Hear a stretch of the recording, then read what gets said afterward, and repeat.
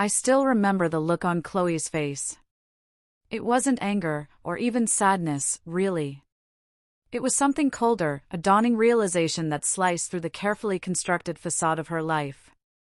She was looking at my wife, Hannah, who was visibly pregnant, and then at me, seeing the quiet, settled joy that had taken root in my life. In that moment, I knew she finally saw the exact shape of what she'd traded away years ago, and the exchange suddenly looked catastrophically unequal. But to understand how we got to that conference room, and how my life became everything she'd told me wasn't possible, we have to go back to a night where I thought my world was falling apart.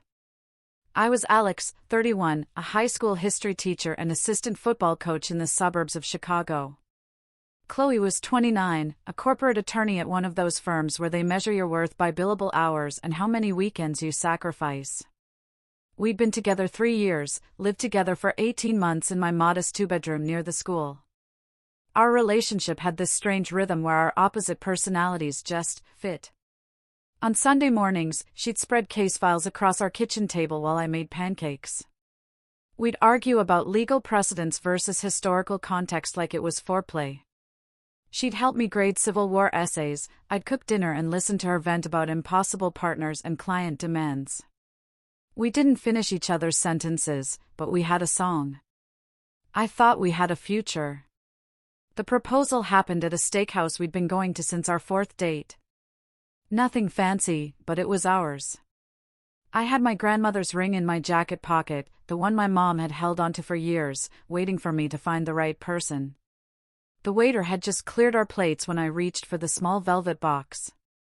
My heart did that nervous, excited thump, knowing I was about to change everything. Then I saw her face change. It wasn't happiness or surprise. It was closer to panic, like I'd just told her the building was on fire. "What are you doing?" she asked, her voice with an edge I'd never heard before. I was already halfway out of my chair, box in hand, telling her I was asking her to marry me. The restaurant went quiet, the way places do when a proposal is happening. She looked at the ring, at me, at the ring again. Tears started forming, but they weren't the right kind of tears. "I can't," she whispered, loud enough that the couple next to us definitely heard. I sat back down slowly, feeling like I'd just been punched in the stomach by someone who apologized while doing it. I asked if it was can't or won't. I kept my voice steady, even though everything inside me was collapsing. She took a shaky breath and laid it all out with the same clinical precision she used in contract negotiations. 80-hour weeks weren't optional, they were expected. Weekend networking events, client dinners, emergency motions filed at midnight. The partners watched everything, judged everything. Marriage, she said, meant divided attention. It meant someone else's schedule, someone else's emergencies, someone else's family obligations. She couldn't afford that right now. Not if she wanted to make partner. I tried every angle, sitting there with my grandmother's ring still in my hand like an idiot. Long engagement, no timeline. We could wait until after you make partner. No kids until you're ready. 5 years, 10 years, whatever you need. You can keep your last name. We don't have to change anything that matters to your career. She shook her head at each suggestion. I watched her attorney brain dismantle every compromise like she was marking up a contract with red ink. She called them band-aids. Said I was asking her to choose, so she was choosing her career. The thing that got me wasn't the rejection itself. It was how clearly she'd already made this decision. This wasn't a surprise proposal she needed time to think about. This was her drawing a line between what mattered most and what mattered less. And I mattered less. I put the ring box back in my pocket and signaled for the check. I didn't yell. Didn't try to change her mind. Didn't make a scene. I thanked her for being honest, for not wasting more of my time. Her eyes went wide, like she'd expected me to fight harder, to beg, to prove my love through persistence. "Is that it?" she asked. "Aren't you going to try to convince me?" "If I have to convince you to marry me, Chloe," I said, "then you're not the person I should be marrying." I paid the bill. walked her to her car in the parking lot, because even heartbroken, I was raised with manners. I watched her sit in the driver's seat without starting the engine. I told her I hoped she made partner, that I really hoped it would be everything she needed it to be. And I meant it. She drove away, and I stood there in the parking lot of our steakhouse, watching her taillights disappear, understanding something fundamental about love. Sometimes loving someone means accepting that you're not what they need, even when you wish you were. I thought that was the end of our story. A clean break, mutual respect, two people wanting different things from life.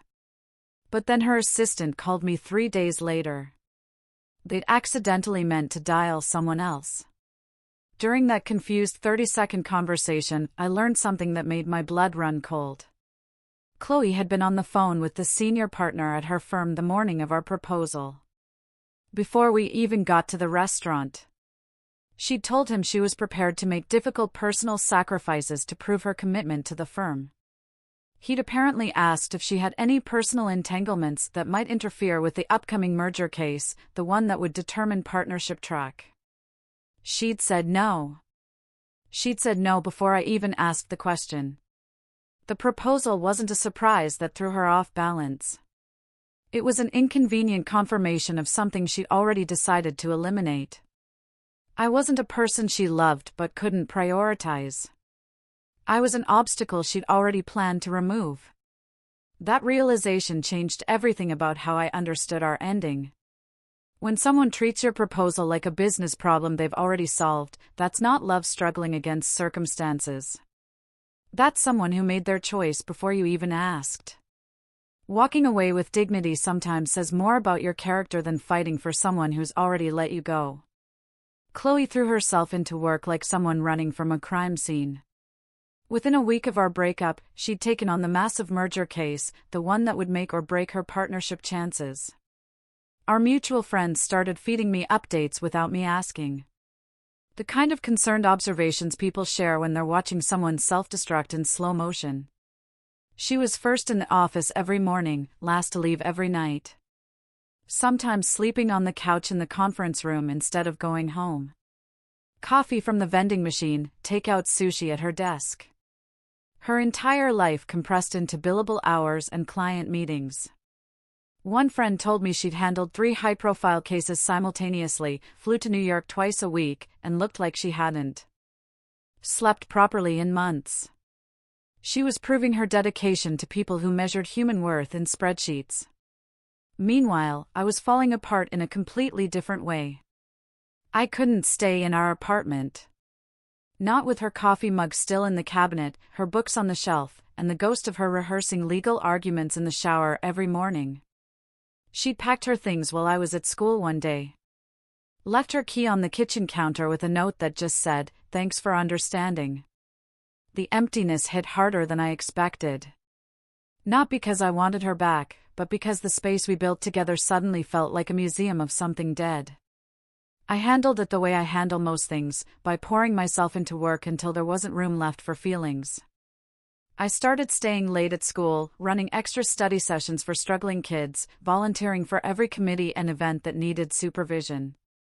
I coached morning practices and afternoon practices, helped organize the winter formal, and somehow ended up advising the debate team, even though that wasn't technically my job. The school became my refuge. The students became my purpose. And somewhere in all that activity, I forgot to be miserable. One of my players mentioned it in the locker room after practice, not knowing I could hear him. He told his teammate that coach seemed different lately, more intense, but in a good way, like I actually saw them as people instead of just athletes running plays. That comment stuck with me because it was true. Losing Chloe had stripped away some protective layer I didn't know I'd built. Made me more present for everyone else because I had nothing left to save for myself. I still couldn't stay in that apartment, though. Not long term. Not with her absence screaming from every corner. I spent 3 weekends repainting the walls in colors she would have hated. Warm earth tones instead of her preferred minimalist grace. I replaced the furniture we'd picked out together with stuff from estate sales and secondhand stores, things that had history, but not our history. I hung photos of my family, my team, trips I'd taken before we met, turning the space into something that belonged only to me. Our mutual friends drifted away naturally, not because of drama, but because staying neutral meant choosing distance. I didn't fight it, didn't try to maintain connections that required explaining or choosing sides. Sometimes healing means letting go of everything connected to the wound, even the good parts. About 9 months after the breakup, I heard through the grapevine that Chloe made junior partner. Youngest in her firm's history, exactly like she'd planned. Someone told me she celebrated alone in her downtown high-rise apartment with expensive wine and takeout from that place she loved. No one to share it with because everyone who mattered was still at the office. She'd achieved her goal, and the hollowness of that victory wasn't lost on anyone watching. Her dating life became this pattern people noticed but nobody mentioned directly. She went out with another attorney from a rival firm, someone equally successful and driven, and their relationship apparently operated like a business merger. Scheduled dinners when calendars aligned, conversations about case strategy instead of emotions, intimacy planned around court deadlines. It lasted 4 months before dying of neglect. Then a surgeon who worked the same brutal hours she did. And according to mutual friends, they managed maybe 3 actual dates in 6 months because someone always had an emergency. Their relationship was a series of rain checks and apologetic text messages. I heard through the network that she'd started noticing something at firm events. Partners who brought their spouses and kids weren't the ones struggling. They were thriving. They left at reasonable hours for soccer games and recitals, came back refreshed, closed deals with clear heads. The ones working 100-hour weeks looked exhausted and made sloppy mistakes. Having something worth going home to didn't destroy ambition, it focused it. That realization seemed to shake something in her carefully constructed belief system.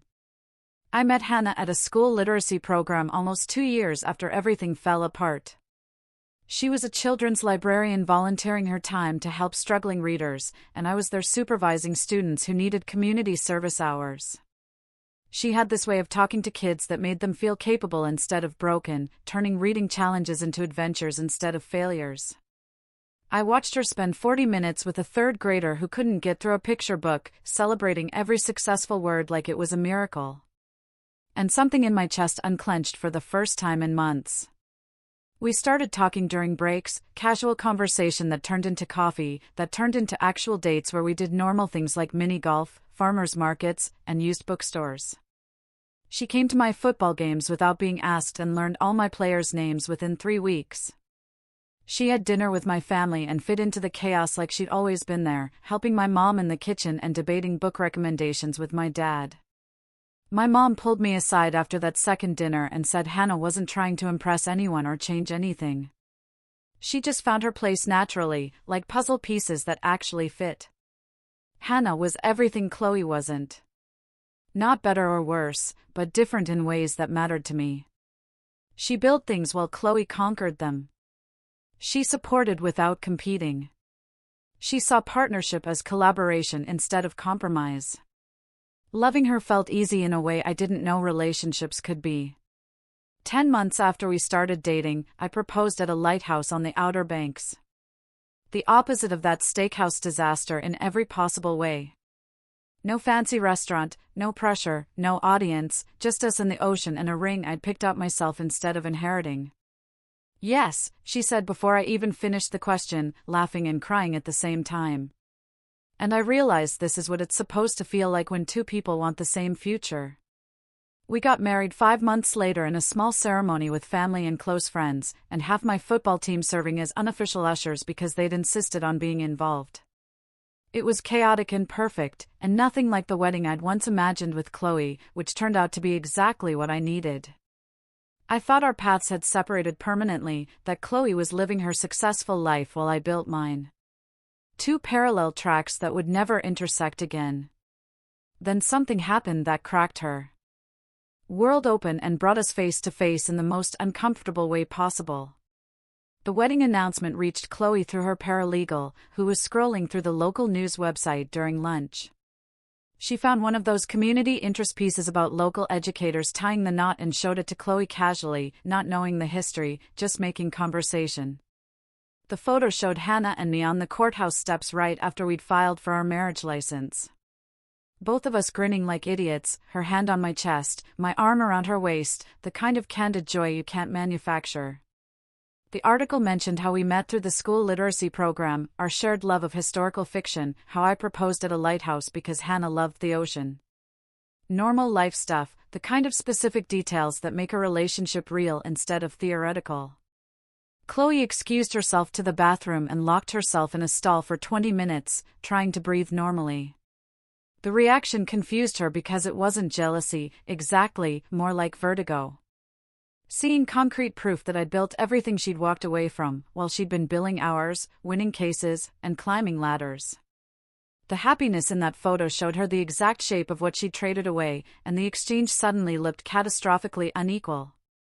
She started noticing things at work she'd trained herself to ignore. Client meetings about divorce settlements where successful people explained how they'd let their marriages die through neglect and ambition. Prenuptial agreements for couples already hedging their bets before saying vows. Hours spent mediating disputes between people who used to love each other, listening to them describe how work and individual goals had eroded partnership into resentment and scorekeeping. The irony wasn't subtle, she was legally dismantling relationships while understanding she'd dismantled her own for identical reasons. One case in particular destroyed something in her. A senior partner at another firm, whose wife was leaving after 30 years, sat in Chloe's office and said his wife used to be his teammate in everything. That they built their success together until he started treating her like staff instead of a partner. He'd chosen the firm over her repeatedly for 3 decades, assumed she'd always be there waiting, and now she wasn't. Chloe billed him $400 an hour to document his regrets in legal language. The pro bono case landed on her desk 2 months after she saw my wedding announcement. An education funding lawsuit needed someone willing to donate serious hours fighting budget cuts affecting public schools. She volunteered because it looked excellent for her partnership review, and because she genuinely cared about education access, even if she'd never admit the second part out loud. The case required consultation with school administrators across 3 districts to document the financial impact of proposed cuts. She was reviewing the contact list her assistant prepared when she saw my name listed as assistant principal and athletic director. Her hands actually shook holding that paper.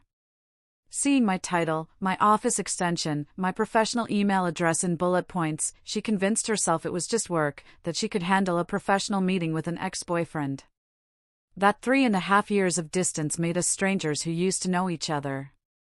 The meeting was scheduled at the District Administration Building, one of those aggressively ugly government structures from the 70s with fluorescent lighting that made everyone look sick, and motivational posters about education changing lives. She arrived early, overprepared like always, carrying her litigation bag and laptop and enough documentation to bury a small country. The receptionist directed her to Conference Room B, where I was already set up with budget reports and student impact assessments spread across the table. I looked different, not physically, but energetically. More settled into myself, comfortable in a way I'd never been when we were together. I was reviewing recommendation letters I'd written for college-bound students when Hannah walked in carrying 2 coffees, visibly pregnant, wearing a dress that showed she was maybe 6 months along. She called me honey and asked if I was ready for lunch, and I lit up in a way that made Chloe's chest physically ache. I stood immediately, took the coffee, guided Hannah to a chair with my hand on the small of her back, that unconscious protective gesture people make when they love someone. The care in that simple movement said everything about who we'd become to each other. I introduced them professionally, keeping it neutral. Chloe and I used to date. She's handling the pro bono education case. This is my wife, Hannah. She works at the Children's Library downtown. Hannah smiled with genuine warmth. No jealousy or territorial energy, just friendly appreciation for someone helping defend school funding. She thanked Chloe for taking the case. Said it mattered enormously for the kids, that budget cuts would devastate programs my students desperately needed. Her sincerity was almost uncomfortable in its authenticity, like she actually meant every word instead of performing politeness. The meeting lasted 47 minutes of purely professional discussion about financial projections, program eliminations, and student-to-teacher ratios. I walked Chloe through the data methodically, explained which cuts would hurt most, provided documentation she could use in court. Between budget line items, I mentioned casually that I was finishing my dissertation on educational policy history, that I'd been working on it for 3 years while teaching full-time and coaching. Hannah helped by editing my drafts and managing our daughter so I could write on weekends. Our daughter, Zoe, who just turned 2 and was obsessed with dinosaurs and refused to wear anything except her purple boots. Chloe asked about the pregnancy because social convention demanded it. I told her we were hoping for another girl, but honestly just wanted healthy, that Zoe was already planning to be the best big sister in history. I don't know how I got this lucky, I said, showing her a photo on my phone of Zoe covered in finger paint at daycare. Pure, chaotic toddler joy frozen in pixels. That comment landed like a physical blow. Not because I meant it cruelly, but because the happiness was so completely genuine. I'd found everything Chloe had convinced herself didn't exist. The partnership that enhanced instead of competed, the family that supported instead of drained, the life that felt full instead of empty. She drove back to her apartment in downtown Chicago afterward, took the elevator to the 32nd floor, walked into her spotless high-rise with floor-to-ceiling windows overlooking the harbor. The view cost a fortune and impressed clients and business contacts. And meant absolutely nothing to her in that moment. She sat on her designer couch in her designer apartment with her designer life and felt the crushing weight of every choice that had led her there. Some victories look flawless from the outside while feeling catastrophically hollow from within. She'd built a life that photographed beautifully and impressed colleagues, but echoed with absence. Achieved goals that came with plaques and salary increases in corner offices, but nobody to share them with. The partnerships she'd sacrificed us for turned out to be lonelier than she'd ever imagined. And some opportunities for happiness don't wait around for perfect timing or optimal career positioning. I didn't plan any of this as revenge. Didn't architect some elaborate comeuppance. Didn't even know Chloe would be involved in the education case until she walked into that conference room. I just moved toward people who moved toward me. Built a life with someone who wanted to build it with me. Chose partnership with someone who actually chose me back. Sometimes the best response to rejection isn't winning some imaginary competition or proving your worth to someone who couldn't see it. It's just living well with people who genuinely value what you offer. Chloe got her career and learned too late what it actually cost. I got my life and discovered what I'd been saved from. That's not karma or justice or revenge. That's just what happens when people make fundamentally different choices about what matters most, and then have to live inside those choices for the rest of their lives. The real lesson here isn't about winning or losing after a breakup. It's about understanding that you can achieve everything you thought you wanted and still end up with nothing that actually matters. Chloe made partner, just like she planned, but nobody was there to celebrate with her because she'd optimized her life for achievement instead of connection. Meanwhile, the right partner doesn't just coexist with your ambitions, they amplify them while making everything else better, too. So, here's my question for you. Would you have walked away like I did when she said her career came first, or would you have kept trying to convince her?